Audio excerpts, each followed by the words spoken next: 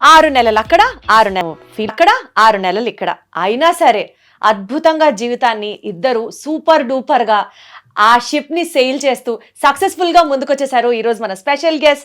Hello everybody, let me take the privilege in inviting one of the most cutest and lively couples for today show as guest. We have with us merchant navy marine engineer Rajasekhar garu along with his better half Advaiti garu. Hello everybody.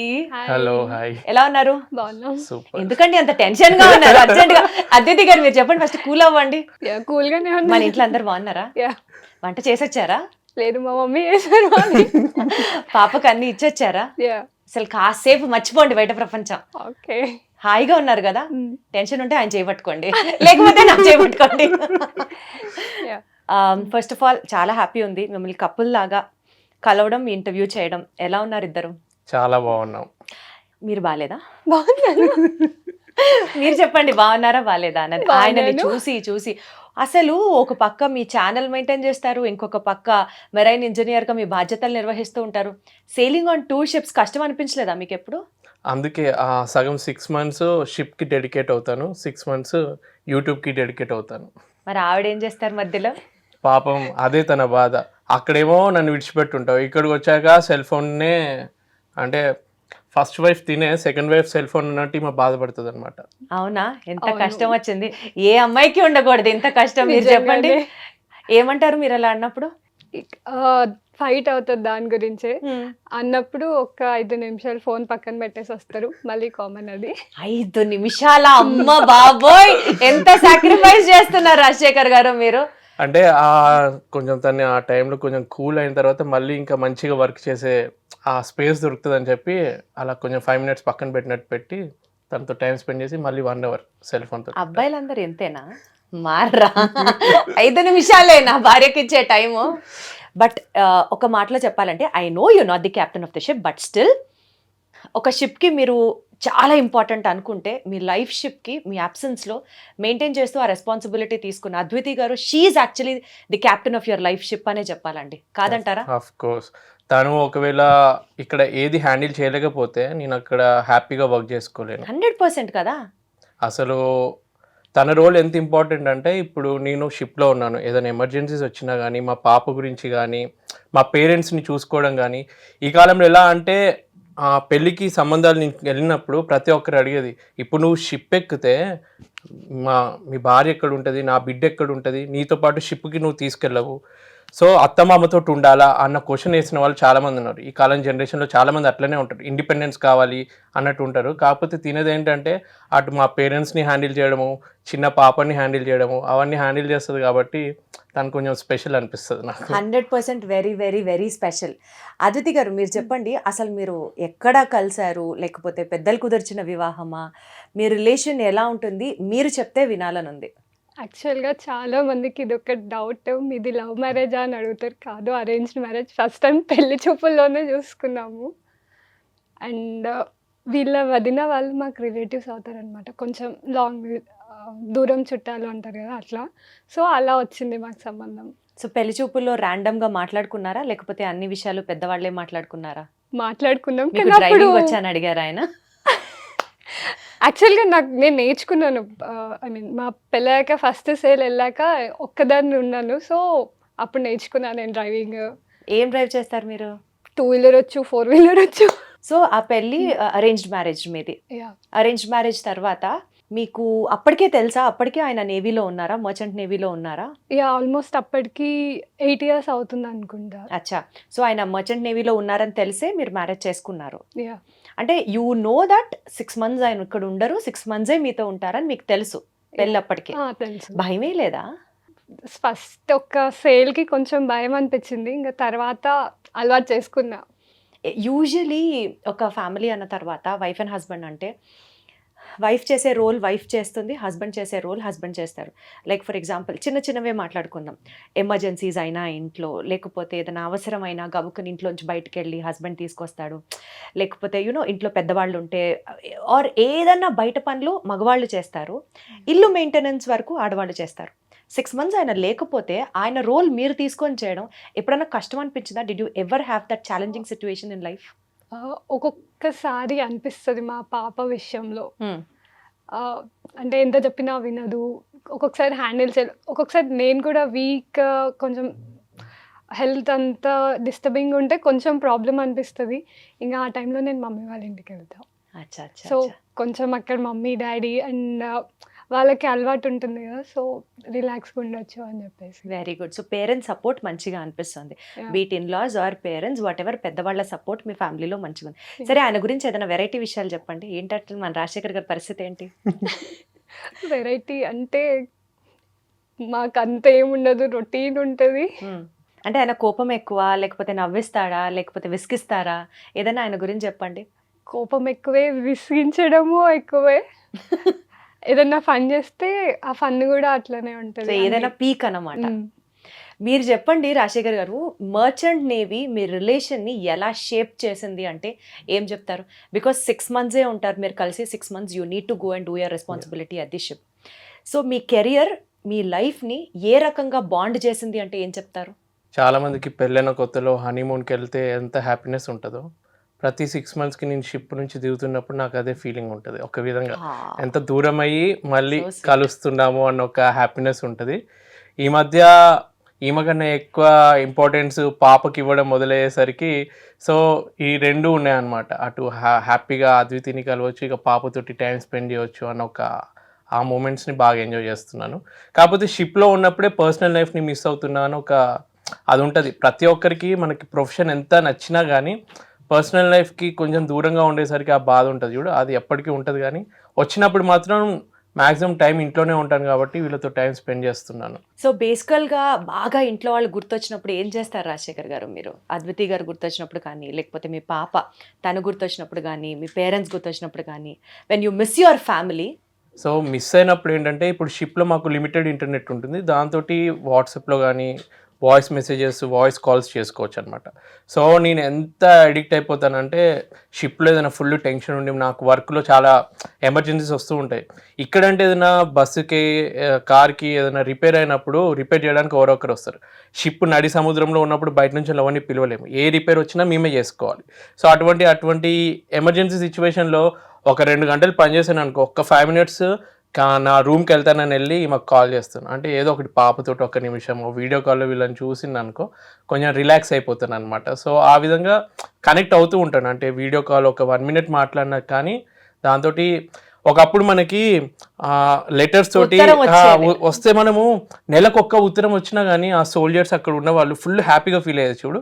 అంటే మాకు షిప్‌లో ఉన్నా గానీ అలా video కాల్‌లో అట్లా voice కాల్‌లోనే మాకు తెలియని ఒక హ్యాపీనెస్ ఉంటది.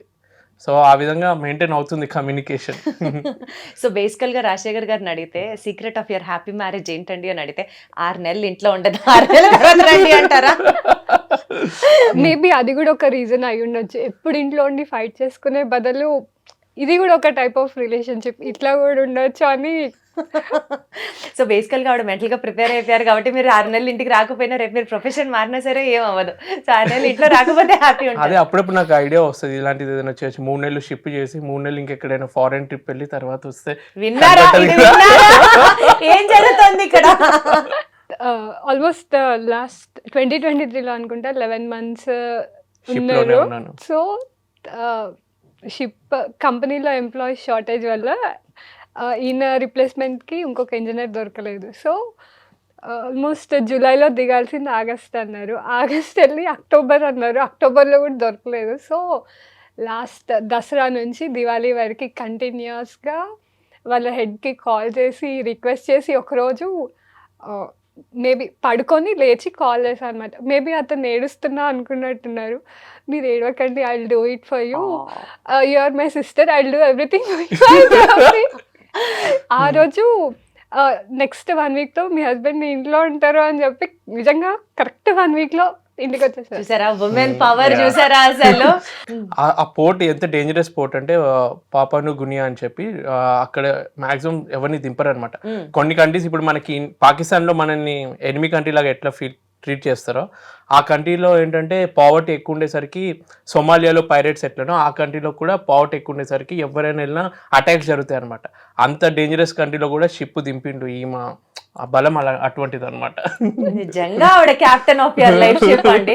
అంటే ఎంత ప్రేమించకపోతే మిమ్మల్ని మీకన్నే ఒక సుపీరియర్ ఆఫీసర్ కి ఫోన్ చేసి పంపిస్తారా పంపించారా ఒక మాట చెప్పండి అని నాన్ స్టాప్ గా మాట్లాడకపోతే ఆయన కన్విన్స్ అయ్యి డెస్పైట్ ఆయన రిప్లేస్మెంట్ లేకపోయినా కూడా ఆయన్ని పంపించారు అంటే రిప్లేస్మెంట్ వెతికి మరి ఆ, ఇంకో పర్సన్ ని పంపించి ఈయన అంటే అప్పటికి 6 నెలల్లో జరగంది yes. మీరు మళ్ళీ పట్టి దాన్ని సాధించారు. Yeah. బేసికల్ గా సత్యభామ గారి కంటే ఇంకా ఎవరెవరు కంటే కూడా చాలా great. ఆఫీసర్ ఇంకా కాంటాక్ట్ లో ఉంటారు. ఎప్పుడైనా ఏదైనా విషెస్ కానీ ఏదైనా పంపించిన డెఫినెట్ గా రిప్లై వస్తుంది అతని దగ్గర నుంచి. Wonderful, so sweet, so sweet. అంటే మీరంతా ట్రూగా లవ్ చేస్తున్నారు కదా మీ హస్బెండ్ని, కాబట్టి ఆ మెసేజ్ మధ్యలో ఎక్కడ బ్రేక్ లేకుండా ప్రాపర్గా కన్వే అవుతుంది, మీకు కూడా ఆ రిజల్ట్ రిఫ్లెక్ట్ అవుతోంది. So we are happy that way. ఎప్పుడన్నా అట్లా సర్ప్రైజులు ప్లాన్ చేశారా ఆయన షిప్లో ఉన్నప్పుడు? లేదు, అట్లా ఎప్పుడు ప్లాన్ చేయాలి? అట్లా ఇప్పుడు ఆప్షన్ రాలేదు ఇప్పటి వరకు. అవునా? సో పిల్లల్ని హ్యాండిల్ చేసేటప్పుడు ఇప్పుడు మీరంటే యువర్ అడల్ట్స్, మీకు తెలిసే మ్యారేజ్ చేసుకున్నారు, so things like that. But చిన్న పిల్లలు ఉన్నప్పుడు మీ పాపని మీరు వెళ్ళిపోతూ ఉన్నప్పుడు తను ఫీల్ అవుతుంది కదా, డాడీ లేరు, డాడీ ఉండరు ఇంకొక మళ్ళీ 6 months వరకు అన్నది. ఆ ప్రెషర్ ఎలా హ్యాండిల్ చేస్తారు ఇద్దరు? నేను మెంటల్గా ముందే ఫిక్స్ అయ్యాను. అంటే నాకు ముందు నుంచి అలవాటే కాబట్టి ఇలాంటిది ఫేస్ చేయాలని ముందే ఫిక్స్ అయ్యాను. కాకపోతే నిజంగా అప్పుడు ఆలోచించిన దానికి రియాలిటీలో ఫేస్ చేస్తున్న దానికి చాలా డిఫరెన్స్ ఉంది. ఎందుకంటే ఒక్కసారి పాప 6 months ఉన్నప్పుడు ఫస్ట్ టైం వెళ్తున్నప్పుడు మాత్రం చాలా ఎమోషనల్ అయిపోయాయి. ఎందుకంటే తను ఎక్స్ప్రెస్ చేయలేదు అని 6 months 7 months బేబీ అనమాట. ఆ టైంలో విడిచి వెళ్ళిపోతున్నప్పుడు ఫుల్ బాధేసింది. తర్వాత ఇప్పుడు మళ్ళీ ఈసారి వెళ్తున్నప్పుడు ఇంకెంత బాధపడాలా అని ఒక టెన్షన్ అనమాట. ఇంతకుముందు వెళ్ళినప్పుడు మైండ్ అంత మెచ్యూర్ అవ్వలేదు, అంత తెలియలేదు. నేను వెళ్తున్నానంటే ఏదో ముంబైకి కోర్స్ కోసం వెళ్ళుంటాడేమో, 3 daysకి 4 daysకి మళ్ళీ నాన్న వచ్చేస్తాడని అనుకుంటుంది. ఇప్పుడు వెళ్తుంటే మాత్రం ఇప్పటికీ ఇంకా 1 monthలో నేను షిప్ ఎక్కుతానమ్మా, ఓకేనా అంటే వద్దు నాన్న ఎక్కొద్దు, ఇక్కడే ఉండాలి కదా నువ్వు, ఇక్కడ ఏదైనా చేసుకో అంటే అప్పుడప్పుడు అంటే తనకి ఒక ఫీలింగ్ రావాలి, నాన్న ఇంట్లో ఖాళీగా ఉంటాడన్న ఫీలింగ్ రావద్దని చెప్పి నేను ఏం చేస్తానంటే యూట్యూబ్లోనే మధ్యలో ప్రమోషన్స్కి అంటే వర్కింగ్ ఫాదర్ లాగా నా బిడ్డకి నేను కనిపించాలని చెప్పి అప్పుడప్పుడు బయటకు వెళ్ళి ప్రమోషన్స్కి వెళ్తాను అనమాట.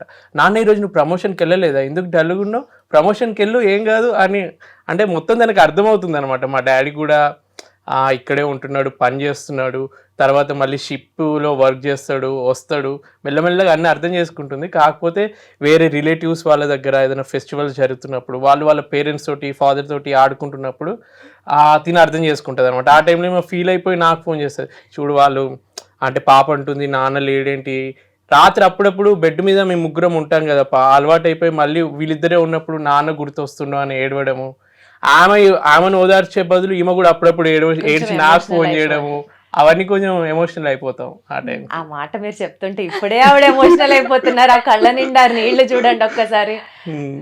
బట్ ఆ టైంలో హ్యాండిల్ చేయడం అమ్మో అస్సలు అవ్వదు. ఎంత ట్రై చేసినా కూడా నాకు నాన్ననే కావాలి ఇప్పుడు. యాక్చువల్గా లాస్ట్ 3 years అంత ప్రాబ్లం అవ్వలేదు కానీ అసలు మిమ్మల్ని అలా చూస్తుంటే నాకే కళ్ళలో నీళ్ళు తిరిగిపోతున్నాయి ఇప్పుడు. లాస్ట్ 3 years ఆ ప్రాబ్లం అవ్వలేదు. బట్ రీసెంట్గా జూన్లో జాయిన్ అయినప్పుడు అనుకుంటా మా ఇన్లాస్ కూడా యూఎస్కి వెళ్తున్నారు. సో మేమిద్దరం ఉండడం కష్టం అనేసి మమ్మీ వాళ్ళ దగ్గరికి షిఫ్ట్. సో వాళ్ళు యూఎస్కి వెళ్ళే టైంకి మేము వెళ్ళామన్నమాట సెండ్ ఆఫ్ వేయడానికి. వెళ్తే ఇంకా మా రూమ్లోకి వెళ్ళి ఉండగానే గుర్తొస్తాయి కదా తనకన్నీ, నాకు నాన్న కావాలి, నాన్న అలా ఎలా వదిలేసి వెళ్ళిపోయాడు నన్ను అంటే ఏం చెప్పాలి, సరే ఉన్నాం కదా మేము ఉన్నాం కదా అంటే కాదు నాకు నాన్ననే కావాలి. నేనున్నన్ని రోజులేమో నాన్నని కొడుతుంది, నాన్నంటే ఇష్టం లేదు అని అంటది. అదే క్వశ్చన్ అడుగుతుంది, ఎందుకు నానంటే ఇష్టం లేదు కదమ్మా నీకు, ఇప్పుడు ఎందుకు నాన్న గుర్తొస్తున్నాడు అంటే, లేదు నానంటే ఇష్టం, నాకు నాన్న కావాలి అంటే అప్పుడు దూరం అయినప్పుడు ఇంకెక్కువ దానికి అర్థమవుతుంది అనమాట. అసలు ఆ బాండ్ ఎంత వాల్యుబుల్, ఎంత ప్రెషస్ అర్థమవుతుంది. ఏదో సామెత చెప్తారు కదా, ఎంతటి రాజైనా ఒక తల్లికి కొడుకే అంటారు కదా, అలా ఎంత పొజిషన్లో ఒక తండ్రి ఉన్నా కూతురు విషయంలో ఆ బాండ్ అనేది చాలా స్పెషల్. అండ్ అది చిన్న పెద్ద అన్నది కాదు, ఎప్పటికీ ఉండిపోతుంది ఆ స్పెషల్ బాండ్. అండ్ రోజు చూసుకొని దగ్గరున్న అమ్మ కన్నా డెఫినెట్లీ ఆడపిల్ల కాబట్టి, కూతురు కాబట్టి ఫాదర్కి ఎక్కువ అటాచ్ అవుతూ ఉంటుంది. అదే కొడుకుంటే మేబీ వైస్ వర్సా తల్లికి అటాచ్ అవుతారేమో, బట్ కూతురు అనేసరికి డెఫినెట్లీ తండ్రికి ఎక్కువ అటాచ్ అవుతారు. బేసికల్గా మీరిద్దరూ మర్చెంట్ నేవీ గురించి ఉన్న మిస్కన్సెప్షన్స్ని, అంటే నేను ఇలా అనుకున్నాను, కాదు కదా ఇలా అయింది, లేదా అసలు ఇలా కదా ఉండాలి, దిగిన తర్వాత తెలిసిందే నాకు ఏంటి ఇంత కష్టంగా ఉంది అని ఆయన కెరియర్ గురించి ఏమైనా తెలుసుకున్న సిచ్యువేషన్ ఉందా? అంటే టఫ్ సిచ్యువేషన్ లాగా అనుకోవచ్చు మనం. టఫ్ అంటే ఇప్పుడు వరకు ఎప్పుడు ఫేస్ చేయలేదు. బట్ రీసెంట్గా జాయిన్ అయినప్పుడు కింద పడ్డారనమాట 2 daysకే. మెట్లు So- జారి కింద పడ్డాను అనమాట నేను. సో అదే ఇలా అయింది ఏంటి సడన్గా అని ఒక 1 week 10 days ఒక టైప్ ఆఫ్ అంటే ఇక్కడి నుంచి వెళ్ళిన తర్వాత వెళ్ళిన తర్వాత మ్మ్. జాయిన్ అయ్యాక విత్ ఇన్ 2 daysలోనే అనుకుంటే కింద పడ్డారు. అండ్ అదొక్కటైతే ఇది జరిగినాక ఒక 3-4 daysకి వీళ్ళ ఫ్రెండ్ ఎక్స్పైర్ అయ్యారు అనమాట. యాక్చువల్గా వాళ్ళ ఫ్రెండ్ అతనికన్నా నాకు కొంచెం ఎక్కువ ఆయన కూడా మాట్లాడడం నేవీలోనే సేమ్ సేమ్ ఫీల్. అలాగే. సో మొత్తం కలిపి ఒక 1 month ఫుల్ డిస్టర్బింగ్ ఉండేది. ఇది తినేందుకు కనెక్ట్ అవుద్ది అంటే ఇప్పుడు నా ఫ్రెండ్ వాళ్ళ వైఫ్ అర్థం చేసుకుంటుంది కదా. ఇప్పుడు సడన్గా నాతో ఉన్న husband all of sudden morning వాక్కి వెళ్ళి ఇంటికి రాగానే తను హార్ట్ స్ట్రోక్ తోటి చనిపోయారు అనమాట. సేమ్ నా ఏజ్ తను కూడా. సో అవన్నీ ఆ టైంకి నాకు షిప్లో నేను జారిపడి ఇక్కడ కుట్లు టైపు అప్పుడు వేయలేదు కానీ షిప్లో కుదరలేదు, కట్ అయిపోయింది అనమాట. ఒక హెవీ ఆబ్జెక్ట్ నా తల మీద పడి ఆ హాస్పిటల్ కూడా వెళ్ళలేదు అనమాట. షిప్ అప్పుడు సముద్రంలో ఉంది కాబట్టి వెంటనే ఎమర్జెన్సీగా మేము దిగలేకపోయాం. మీకు షిప్ లో డాక్టర్స్ ఉంటారా? ఆ షిప్లో డాక్టర్ ఉండరు. మా మెర్చెంట్ నేవీ షిప్లో ఎలా ఉంటుందంటే ఉండేది మేము ఒక 22-23 మెంబర్స్ క్రూ ఉంటాము. సో మాకు మెడికల్ ఎమర్జెన్సీస్కి ఫోన్ కాల్ చేసి అలా ఉంటుంది కానీ డాక్టర్ని స్పెషల్గా ఉంచరు. ఇక ప్యాసింజర్ షిప్స్ పెద్ద పెద్ద లగ్జరీ క్రూజ్ షిప్స్ ఉంటాయి చూడు, అందులో డాక్టర్స్ ఉంటారు కానీ ఈ కమర్షియల్ షిప్స్లో ఉండరు. సో ఆ విషయంలో మా ఫ్రెండ్కి ఇలా అయ్యి అటువంటి కొంచెం నెగిటివ్ విషయాలు వినేసరికి ఎవరికైనా సైకలాజికల్గా ఫీల్ ఉంటుంది కదా. తనకనే కాదు నాకు ఆ ఫ్రెండ్ విషయం విన్న తర్వాత నాకు అదే ఫీలింగ్ వచ్చింది. అంటే మనము లైఫ్ని ఎప్పుడు ఒకే వేలో వెళ్తుంది అనుకుంటాం కానీ అన్ఎక్స్పెక్టెడ్గా కొన్ని సిచ్యువేషన్స్ అది వచ్చినప్పుడు కూడా handle చేయడం దగ్గర కష్టం. లేనప్పుడు ఇంకా భయం Yeah, వేస్తుంది. అది 100% full- భయం వేస్తుంది. పాపం ఆవిడ ఎంత యాక్చువల్గా sensitize అయి వాళ్ళ ఉంటారో. ఫ్రెండ్ నాకు 2 years బ్యాక్ నాకు చిన్న యాక్సిడెంట్ అయింది. సో ఆ టైంలో హాస్పిటల్లో కొన్ని డాక్యుమెంట్స్ అవన్నీ కూడా పాపం తను హెల్ప్ చేసింది అనమాట నాకు. అచ్చా, ఆ ఫ్రెండ్ వైఫ్ లేదు Friend. Friend Friend. midnight 12కి కాల్ చేసినా కూడా నేను చేస్తారా అద్వితి అని చెప్పేసి హెల్ప్ చేసిండ్రు అనమాట.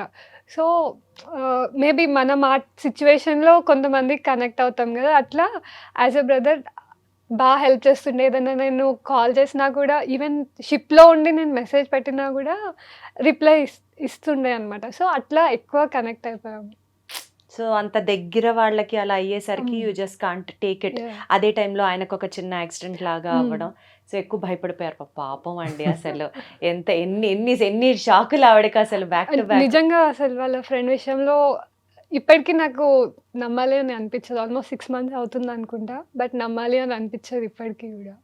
సో బేసికల్గా మేజర్గా మీ ప్రొఫెషన్ పరంగా అద్వితి గారి రోల్ ఉండడం వల్ల ఈ ప్రొఫెషనల్ ఛాలెంజ్ని నేను ఓవర్కమ్ అయ్యాను, ఇట్స్ జస్ట్ బికాజ్ అద్వితి గారి సపోర్ట్ వల్ల నేను ఇవాళ చేయగలిగాను అన్న సాటిస్ఫాక్షన్ ఏదన్నా లెవెల్ ఉందా మీ కెరియర్లో?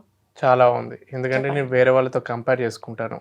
ఇప్పుడు నాతో పాటు వర్క్ చేసే వాళ్ళు ఉంటారు కదా, వాళ్ళ సిచ్యువేషన్స్ విన్న తర్వాత నాకు అనిపిస్తుంది అబ్బా, ఇప్పుడు ఒక చిన్న గీత అని మనం ఎలా డిసైడ్ చేస్తాం, దాని మీద పెద్ద గీత గీస్తే ఇది చిన్నది అది పెద్ద అని ఎట్లా తెలుస్తుందో, వాళ్ళ పర్సనల్ లైఫ్స్లో కొన్ని సిచ్యువేషన్స్. ఒక టైంలో ప్రెగ్నెంట్ మా ఫ్రెండ్ వాళ్ళ వైఫ్ ప్రెగ్నెంట్ అయితే తిని షిప్ దిగలేకపోయాడు. ఆ టైంలో కరోనా, ఆ టైంలో ప్రతి కంట్రీలో డిఫరెంట్ రిస్ట్రిక్షన్స్ ఉండి పర్మిషన్ దొరక్క వాళ్ళు దిగలేదు.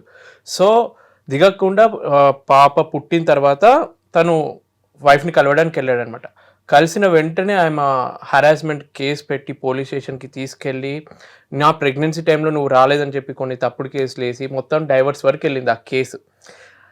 తర్వాత సేమ్ అదే టైంలో నేను షిప్ దిగి మా పాప పుట్టినప్పుడు కూడా నేను షిప్లోనే ఉన్నాను. పుట్టిన 3 నెలలకి వచ్చానమాట ఇంటికి. But the way she received మీ అంటే క్వైట్ ఆపోజిట్ అనమాట. ఇట్ డిపెండ్స్, మనకి రాసిపెట్టి ఉంటుంది అనమాట. అంటే లైఫ్ పార్ట్నర్ దొరకడం కూడా కరెక్ట్ వేలో దొరికిన వాళ్ళు నిజంగా అదృష్టవంతుడు. ఎంత సక్సెస్ఫుల్ పర్సన్ అయినా కానీ, అంతెందుకు బిల్ గేట్స్ కూడా డైవర్స్ అయింది. పెద్ద పెద్ద బిలియనర్స్ కోట్లు సంపాదించే వాళ్ళు కూడా భార్య కరెక్ట్ లేకపోతే టార్చర్ పెడితే ఎంత సంపాదించినా వేస్తే.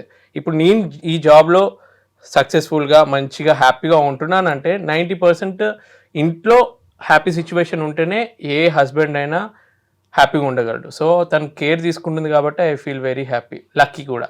Very good. So behind successful Rajasekhar garu there is a woman named Advithi. No, నేనైతే ఒప్పుకోను. ఒప్పుకోరా?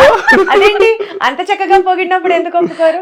ఏమో ఏంటంటే తెలీదు మాకు. ఏంటంటే మనకి ఇప్పుడు లేడీస్ని కొంచెం మనం తక్కువ, అంటే సొసైటీలో మన ఇండియన్ కల్చర్లో ముందు నుంచి కొంచెం లేడీస్ తక్కువ అబ్బాయిలు ఎక్కువ అన్న ఫీలింగ్ ఉంది. కానీ ఈజిప్ట్ కల్చర్లో మమ్మీస్ వాళ్ళ శిల్పాలు చూస్తే ఒక రాజు ఒక రాణి ఉంటే రాణి ఇట్లా నడుము దగ్గర చేసి ఆ అబ్బాయికి ధైర్యం ఇస్తున్నట్టు ఫొటోస్ ఉంటాయి. అంటే ఆ టైంలో వాళ్ళకి ఆడవాళ్ళే ఎక్కువ రేంజ్ అనమాట.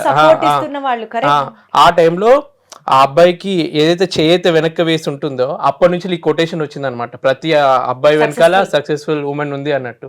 సో యాక్చువల్గా చెప్పాలంటే జంతువుల్లో చూసుకున్నా కానీ అంటే ఆడ జంతువులకే కొంచెం ఎక్కువ ఎనర్జీ ఎక్కువ ఉంటాయి అన్నమాట. సో బేసికల్ గా కూడా పెయిన్ ని తీసుకునే ఎండ్యూరెన్స్ కానీ మెంటల్ గా కానీ women are more stronger than men. ఇది ప్రూవ్డ్ ఫ్యాక్ట్. అందుకే అన్ని అంటే దేవుడు సృష్టించినప్పుడే సరే పిల్లల్ని కనే శక్తి ప్రతి ఆడవాళ్ళకి ఇవ్వాలని ఇచ్చాడు. ఆడవాళ్ళు కాబట్టి భరించగలరు, ఇంకెవరి వల్ల సాధ్యమయ్యే పని కానే కాదు. మెంటల్ గా అద్వితి మీరు చెప్పండి, ఎలా మీరు బ్యాలెన్స్ చేస్తారు? అంటే ఆయన లేనప్పుడు సపోజ్ ఆ సెపరేషన్ ని హ్యాండిల్ చేయడం, కొన్నిసార్లు పాప రెస్పాన్సిబిలిటీ, ఇన్లాస్ రెస్పాన్సిబిలిటీ, బయట పనులు ఇన్ని చూసుకుంటూ ఆయన కావాలి అనిపిస్తుంది, బట్ స్టిల్ ఉండరు. ఆ సెపరేషన్ ని ఎంత మెచ్యూర్డ్ గా మెంటల్ గా హ్యాండిల్ చేస్తారు చెప్పండి? Usually what is Advithi's take on this? పాప విషయం అంటే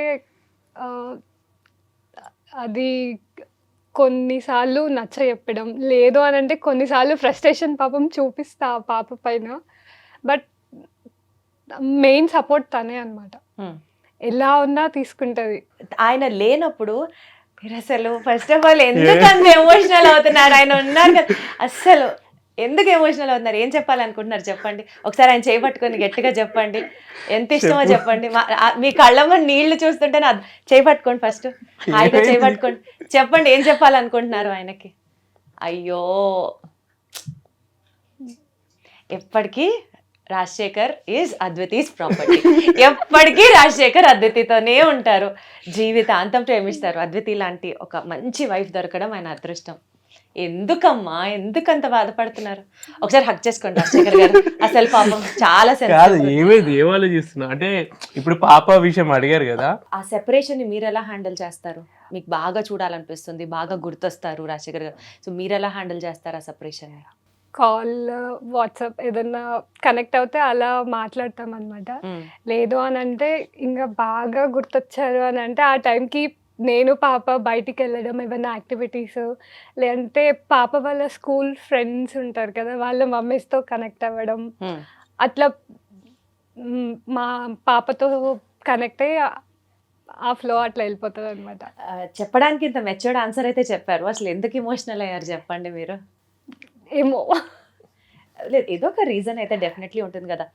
ఆ కళ్ళెమ్మటి నీళ్ళు ఊరికనే వచ్చినవి అయితే కాదు, లోపల చాలా ప్రేమ ఉంటేనో, లోపల చాలా బరువైన ఎమోషన్ ఉంటేనో వచ్చిన నీళ్ళు అవి. అవి అంత ఈజీగా కొట్టి పారేలేం మనం.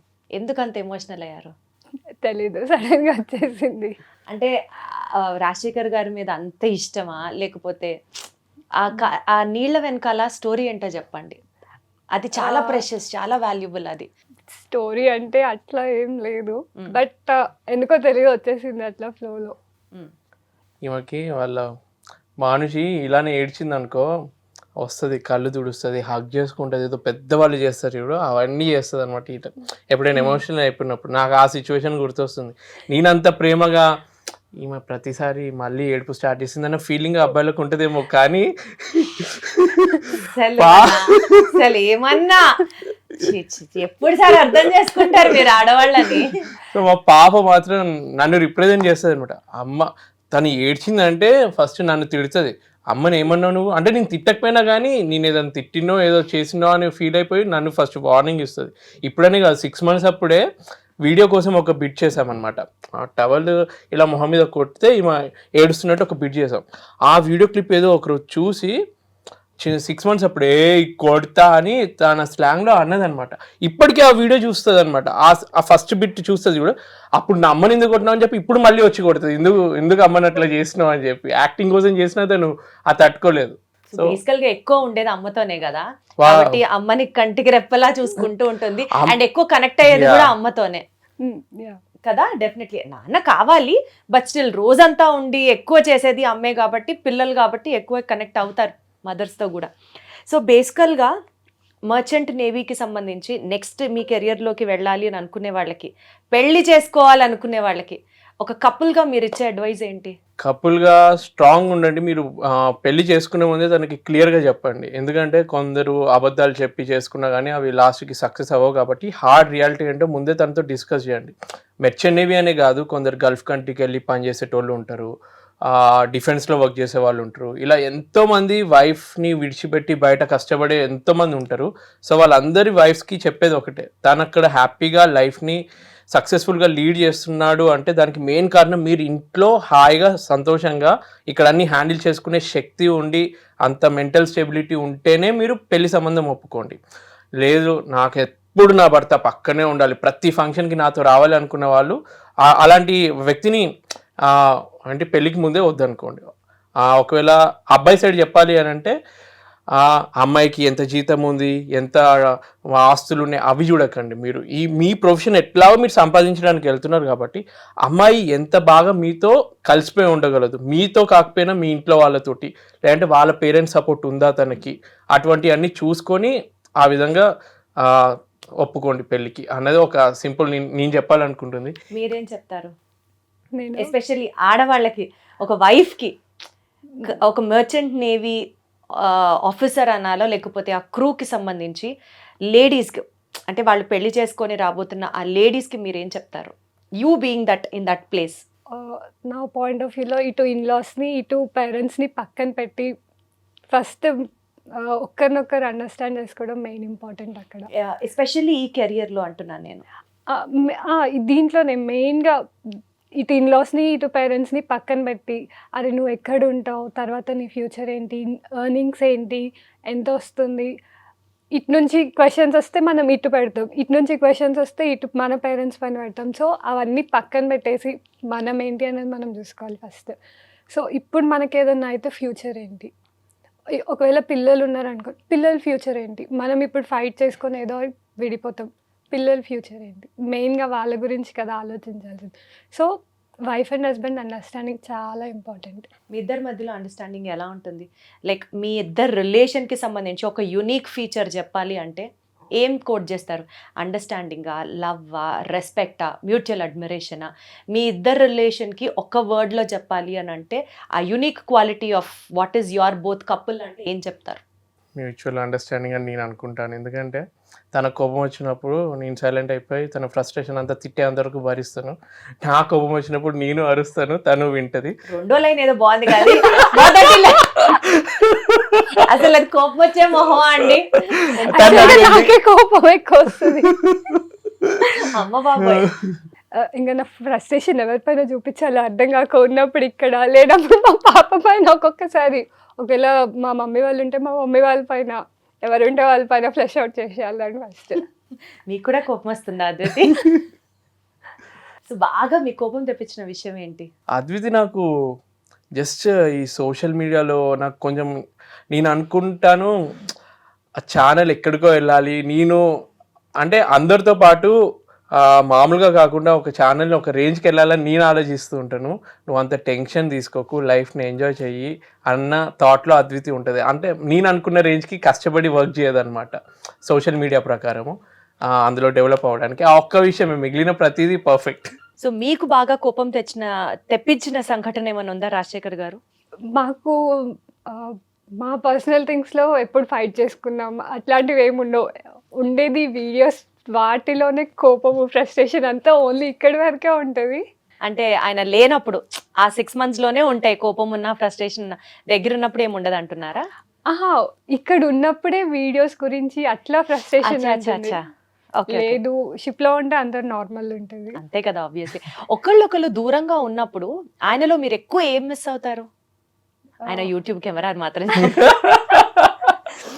అది ఎక్కడున్నా పాకెట్ లోనే ఉంటది. సో ఆయన లేనప్పుడు రాజశేఖర్ గారిలో అద్వితి ఎక్కువ మిస్ అయ్యే పాయింట్ ఏంటి అంటే ఏం చెప్తారు? ఇంట్లో ఉంటే ఎప్పుడు హడావిడి ఉంటుంది. వీడియోస్ పక్కన పెట్టినా లేకపోతే ఇటు వెళ్దామా అటు వెళ్దామా లేకపోతే వాళ్ళని రమ్మన్నామా మనం వెళ్దామా అక్కడికి అన్నట్టు ఉంటుంది. వన్స్ షిప్కి వెళ్ళిపోయాక ఇక ఇంట్లోనే సైలెంట్ గా ఉంటుంది. సో అమ్మో బాబోయ్, ఆ సైలెన్స్ అని భరించడం ఇంకా కష్టం, చాలా కష్టం. మాకైతే అలవాటు అయిపోయింది, మా పాపకి ఇంకా అలవాటు అవ్వలేదు. కరెక్ట్. ఉన్నంతసేపు హడావిడి పాప వెనకాలే ఉన్నట్టుంటారు. ఒక్కసారి వెళ్ళాక ఇల్లంతా సైలెన్స్ అయిపోతే ఏమైతుందో ఆమెకు కూడా అర్థం అవ్వదు అనమాట కొంచెం సేపు. Totally understand. మీరు దూరంగా ఉన్నప్పుడు అద్వతిలో బాగా మిస్ అయ్యే పాయింట్ ఏంటి? తను నా మీద చిరాకు పడ్డా. అది కూడా మిస్ అవుతారా? ఎవరైనా చూపించండి సార్ అర్జెంట్ గా. అంటే ఎంతసేపు అంత పాజిటివిటీ మధ్యలో కొంచెం ఇట్లా అంటే వైఫ్ హస్బెండ్ ఊరికే గొడవ పడతారు అనుకుంటారు కానీ అందులో తెలియని ఒక హ్యాపీనెస్ ఉంటుంది. మొగుడు పిల్లలు ఎవరైతే ఇంట్లో ఎంతసేపు అబ్బా నువ్వు మంచిదాని అమ్మా నువ్వు మంచోడు అని ఎవ్వరు అనుకోరు. నాకు తెలిసి చిన్న చిన్న గొడవలు జరిగితేనే అది పర్ఫెక్షన్ గొడవలు ఉంటేనే బ్యూటీ ఉంటుంది రిలేషన్ కి. మరి కొట్టుకునే అంత గొడవలు అయితే కాలేదు కానీ కొట్టినా తనే కొడుతుంది, నేను తిరిగి కొట్టను. నేను నమ్మనండి. అడగండి, బెల్ట్ తోటి కూడా కొడుతుంది అప్పుడు.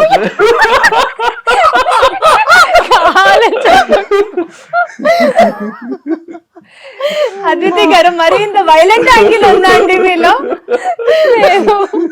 మామూలుగా ఇట్లా కొట్టుకుంటాం అంతే కానీ మరి బెల్ట్ మరి ఓవర్ గా చెప్తున్నారు రాజశేఖర్ గారు. ఇంకా మా పాప మంచిగా అదేమంటారు కర్ర చపాతీ కర్ర దొరికితే అది పట్టుకెళ్తుంది. మళ్ళీ మన సరాతం ఉంటుంది కదా దోశ కానీ చపాతీ అది దొరికితే తీసుకెళ్ళి మంచిగా ఇస్తుంది. That's a cute family, great. Usually ఆయన 6 months ఉంటారు కదా, 6 months తర్వాత వచ్చేటప్పుడు డండనక బ్యాండ్ బాజాలతో ఏమైనా వెల్కమ్ చెప్తారా? అంటే ఏదైనా ఒక స్పెసిఫిక్ రిచువల్ లాంటిది ఏమైనా చేస్తారా? మీరు ఏమైనా యూజువలీ ఫాలో అయ్యే ట్రెడిషన్స్, దిష్టి తీయడాలు కానీ? అలా ఏం చేయము. నార్మల్ యాక్చువల్గా మేము ఎయిర్పోర్ట్ కూడా డ్రాప్ చేయడానికి వెళ్ళము, పికప్ చేసుకొని రావడానికి కూడా వెళ్ళాం. ఆయననే వెళ్తారు, ఆయననే వస్తారు. అంటే మీరు ఏమైనా స్పెసిఫిక్ గా అలాగే ఉండమని చెప్పారా ఎట్లా? లేదు, నేను ఎక్స్పెక్ట్ చేస్తాను మీరు అన్నట్టు ఏదో ఒకటి ఎయిర్పోర్ట్ కి వచ్చి వచ్చింది 6 నెలల తర్వాత వచ్చిందని ఇట్లా ఉరుక్కుంటూ వచ్చి హగ్ చేసుకుంటదేమో అటువంటివన్నీ ఎక్స్పెక్ట్ చేశాను కానీ అట్లాంటిది కాదు. అంటే నా ఎక్స్పెక్టేషన్ కి 1% కూడా రీచ్ అవ్వదని చెప్పి ఇక మెంటల్ గా ఫిక్స్ అయిపోయాను.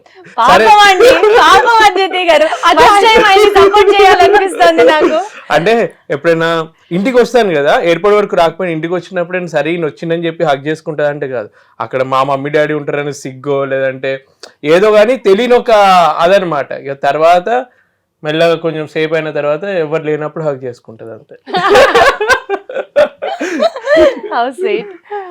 సరే, ఈసారి నుంచి ఆయన ఒక సినిమాటిక్ యాంగిల్ లో ఊహించుకుంటున్నారు అండ్ రాగానే మీరు ఇంకొక లెవెల్లో స్లో మోషన్ లో హీరోయిన్ పరిగెత్తుకుంటూ వచ్చే.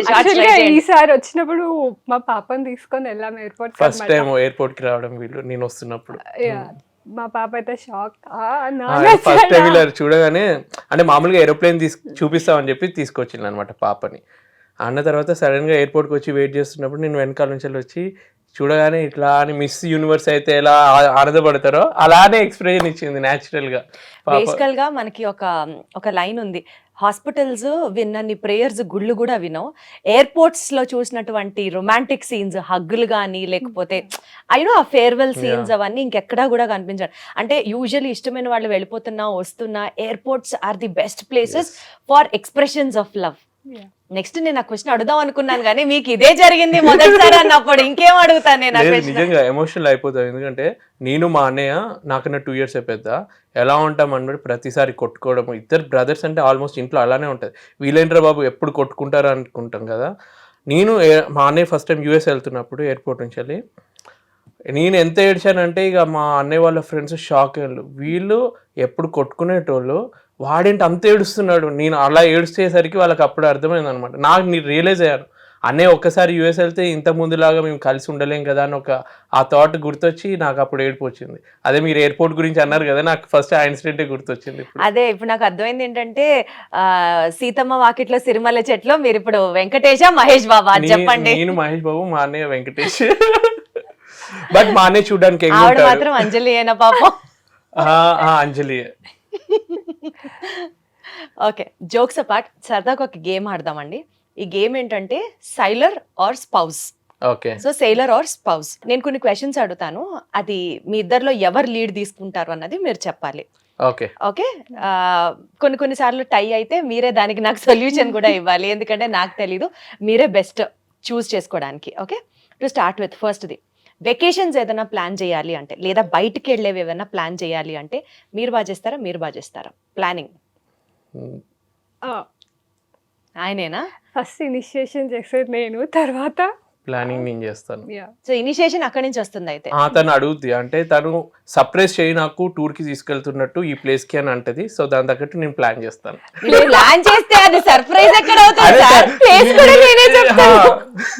దాన్ని సర్ప్రైజ్ అనరండి, ఇంగ్లీష్ డిక్షనరీలో దాన్ని కూడా అంటే సర్ప్రైజ్ తను ఎక్స్పెక్ట్ తను సర్ప్రైజ్ నేను రియంగా ఇవ్వనని తెలుసు, అందుకని కనీసం తనే చెప్తుంది అంటే అనమాట. మీరు ఎయిర్పోర్ట్ నుంచి వచ్చేటప్పుడు మాత్రం అక్కడ ఒక సినిమాటోగ్రఫీ యాంగిల్ ఉండాలి, ఆవిడ సర్ప్రైజ్ అడిగితే మాత్రం మీరు ఇవ్వరు. ఎక్కడ అన్యాయం అండి ఇది? సో ఈసారి ఆయనకు కావాల్సిన సర్ప్రైజ్ మీరు ఇవ్వండి, డంటనక ఫుల్ బ్యాండ్ ఆవిడ కావాల్సిన సర్ప్రైజ్ మీరు ప్లాన్ చేయండి. సో ఎక్కడికి వెళ్ళాలి, ఏ వెకేషన్కి వెళ్ళాలనుకుంటారు చెప్పండి ఈసారి, నెక్స్ట్ ప్లాన్ చేయకపోతే మళ్ళీ మనం ఐ డ్రీమ్ లోనే కలుద్దాం.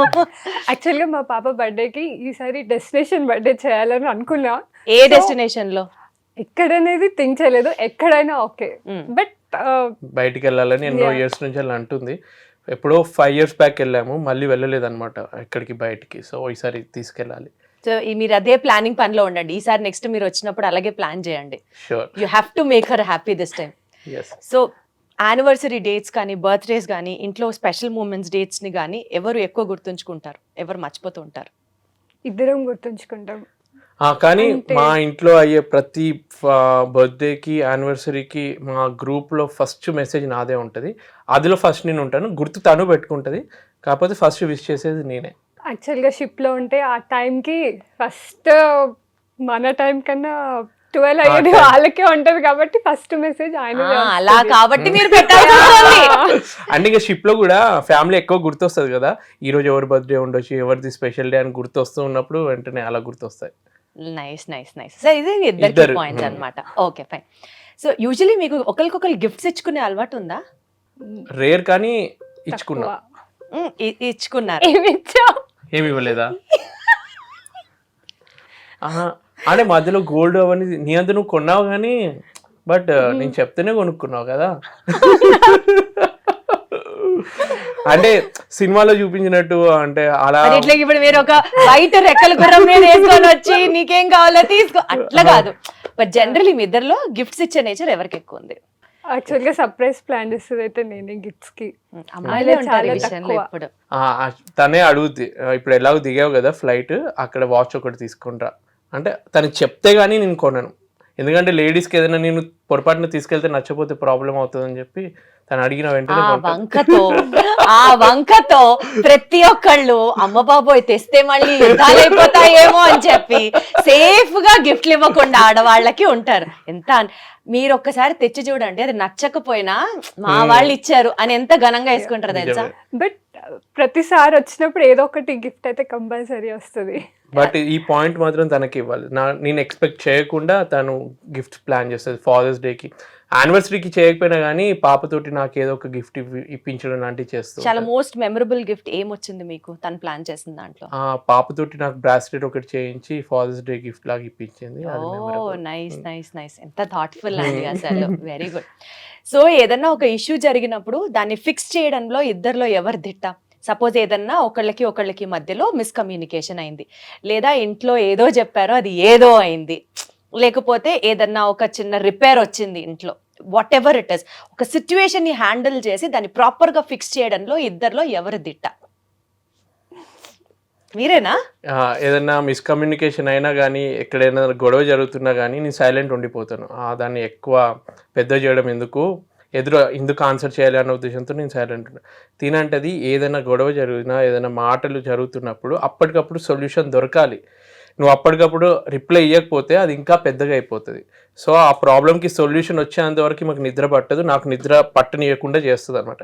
సో సొల్యూషన్ వచ్చేంత వరకు తను ఏదైతే గొడవ జరిగిందో దానికి ఎండ్ సొల్యూషన్ దొరికేంత వరకు పట్టు విడవకుండా ఆ గొడవని అంటే సొల్యూషన్ వచ్చే వరకు చేస్తుంది అనమాట. అంటే ఇవాళ నుంచి మీ పేరు అద్వితి కాదు, మీ పేరు శివంగి అంతే. ఒక ఇష్యూ వచ్చిందా తాట తీసి వదిలిపెడతారన్నమాట. ఆబ్వియస్గా అంతే. నాకు నార్మల్గా ఒక చిన్న థింగ్ అయినా కూడా అది సార్ట్ అవుట్ అవ్వాలి. లేదు అట్లనే ఉందంటే ఇంకా పిచ్చెక్కుతూ ఉంటుంది బుర్రలో. కొంచెం ఈ పోలికతో నేను కూడా కనెక్ట్ అవుతాను మీతో. ఏదైనా ఒక గొడవ వస్తే అది అక్కడికక్కడ తేలిపోవాలి అంతే, లేకపోతే బుర్ర పాడైపోతూ ఉంటుంది. సరే, మీ ఇద్దరిలో సీక్రెట్స్ ఎవరు పెట్టుకుంటారు? నేను. మీకు అసలు సీక్రెట్స్ ఆగవా? చెప్పేస్తా అన్ని. అంటే మీరు ఆవిడ దగ్గరే సీక్రెట్ పెడతారా? లేదు, అంటే సీక్రెట్స్ అంటే మరీ బాధ పెట్టేటివి చెప్పను. మామూలుగా బాధపడను అంటే చెప్తాను సీక్రెట్స్ అంటే. అంటే మీరు బాధపడతారు డెఫినెట్లీ, మీరు చాలా సెన్సిటివ్ కాబట్టి చాలా దాస్తున్నారు ఆయన. ఈ షో ద్వారా అద్వితి గారికి ఒక కనువిప్పు కలిగిందన్నమాట. బట్ మాక్సిమం అయితే చెప్పేస్తారు. ఏదైనా ఒక మోస్ట్ ఇంపార్టెంట్ సీక్రెట్ చెప్పి తనని బాధ పెట్టి బట్ స్టిల్ సారీ అని చెప్పిన సందర్భం ఉందా రాజశేఖర్ గారు? ఏది, పెళ్లి చూపుల్లో నేను అసలు మందే ముట్టను, నాకు మందు వాసనే తెలియదు అని చెప్పాను. కాకపోతే పెళ్ళైన తర్వాత దానికి అర్థమైపోయింది, సోషల్ అప్పుడప్పుడు ఫ్రెండ్స్ కూర్చున్నప్పుడు అవుతుందని. కానీ ఇప్పుడు అలవాటు చేసేసుకుంది. అంటే ఎప్పుడో ఒకప్పుడు నేను ఫ్రెండ్స్ని కలిసేదే ఎప్పుడో ఒకసారి కదా, తనే అబ్జెక్ట్ చేయదనమాట. ఎనీవే నువ్వు ఫ్రెండ్స్ని కలిసావు. సో ఆ విషయంలో కొందరు వైఫ్స్ ఎలా ఉంటారంటే, నువ్వా నాకు చెప్పకుండా నీ ఫ్రెండ్స్ని కలిస్తే ఆయన టార్చర్ పెడతారు కదా, అలా ఏం కాదులే, నువ్వు నీ లిమిట్లో ఉంటావు కాబట్టి నేనేమన్నాను, ఎంజాయ్ చేసుకో అని వదిలేస్తుంది. హౌ స్వీట్ అసలు మోస్ట్ సపోర్టింగ్ వైఫ్ వచ్చింది. మీరు చాలా లక్కీ అద్వితి గారి విషయంలో అయితే మాత్రం తను దొరకడం అయితే. ఉన్నది 4 స్కూల్ ఫ్రెండ్స్, సో వాళ్ళే ఎక్కువ కనెక్ట్ అవుతారు, వాళ్ళందరూ తెలుసు. సో ఎందుకు ఆబ్జెక్ట్ చేయడం అనేది. అదేలేండి, basically you love him so badly that ఇంకా ఆయన ఏం చేసినా కరెక్ట్. మీకోసం ఎంత యాక్సెప్టెన్స్ ఉందో తెలుసు అద్వితికి అసలు. సూపర్. ఎవరు బాగా హ్యూమరస్ అంటే తెలియకుండా ఆ చిలిపి ఫన్ ఇదంతా ఎవరు నవ్వించడంలో దిట్ట మీ ఇద్దరిలో? నేనే. అదే అది తెలుసులే నాకు కూడా, నేను ఎక్స్పెక్ట్ చేశాను ఆన్సర్. ఇంకేమన్నా ఇలా వైలెంట్ యాంగిల్ లాగా ఇంకేమన్నా యాంగిల్ చెప్తారేమో అని కొంచెం వెయిట్ చేశా. But definitely yes. డబ్బుల్ని బాగా ఎవరు హ్యాండిల్ చేస్తారు? మేనేజింగ్ ఫైనాన్సెస్, ఊరికనే ఖర్చు పెట్టకుండా ప్రాపర్గా ఇది ఇక్కడ సేవ్ చేయాలి, ఈ ఫైనాన్స్ని ఇలా యూటిలైజ్ చేసుకోవాలి, అట్లా ఏది చెప్తారు ఇద్దరులో ఎవరు? అవునా? లేడీ పద్మనాభమా?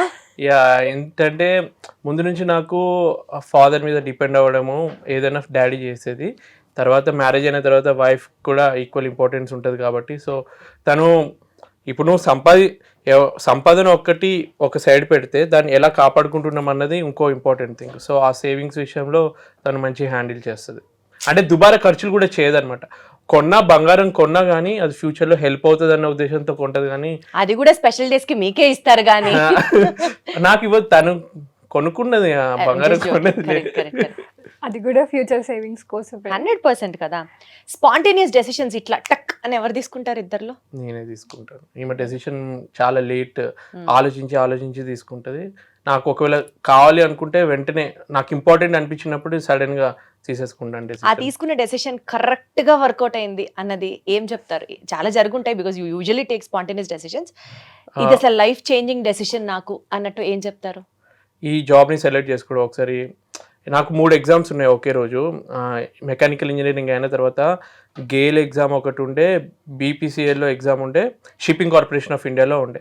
సో 3 ఎగ్జామ్స్ ఒకే రోజు పడినప్పుడు నేను షిప్పింగ్ కార్పొరేషన్ ఆఫ్ ఇండియా ఎగ్జామ్కి వెళ్ళాను అనమాట. అది మూడిట్లో అది ఎందుకు సెలెక్ట్ చేసుకున్నానంటే అందులో జీతం ఎక్కువ, ఇంకా డిఫరెంట్ ఉంది అని చెప్పి అలా వెళ్ళాను. ఆ ఒక్క డెసిషన్